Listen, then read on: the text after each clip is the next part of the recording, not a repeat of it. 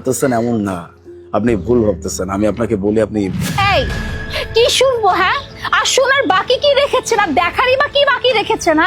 মানে আমি জাস্ট অবাক হচ্ছে যে আমি কার সাথে দেখা করতে আসছি। এনিওয়ে, সবকিছু বাদ দিলাম, আপনি কিসে করে আসছেন? মানে আপনার গাড়ি কোথায়?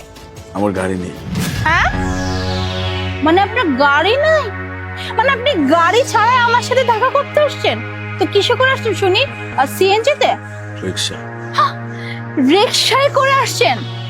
এনিওয়ে, লুক, ওই গাড়িটা দেখতে পাচ্ছেন? আমার বাবা গতকালকে নিয়ে আসছে আমার জন্য ইম্পোর্টেড কার। আর আমি না এরকম প্রত্যেক দিন এক একটা গাড়ি চেঞ্জ করি। হয়তোবা আমার ব্যাপারে আপনার কোনো ইনফরমেশন নাই বিধায় না আপনি ছাত্রার মতো আমার সামনে চলে আসছেন দেখা করার জন্য। এই যে আমি, হয়তো আমার বাবা আপনাকে আমার সম্পর্কে কিছু বলে নাই, যাই হোক, আমার বাবা, হ্যাঁ, আমার বাবা প্রতি মাসে ইনকাম হচ্ছে কয়েক কোটি টাকা।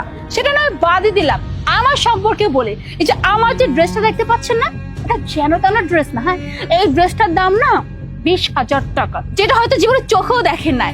আর এই যে ওয়াচ, এই ওয়াচটা দেখতে পাচ্ছেন, হ্যাঁ, এই ওয়াচের দাম কত জানেন? 1.5 লাখ টাকা।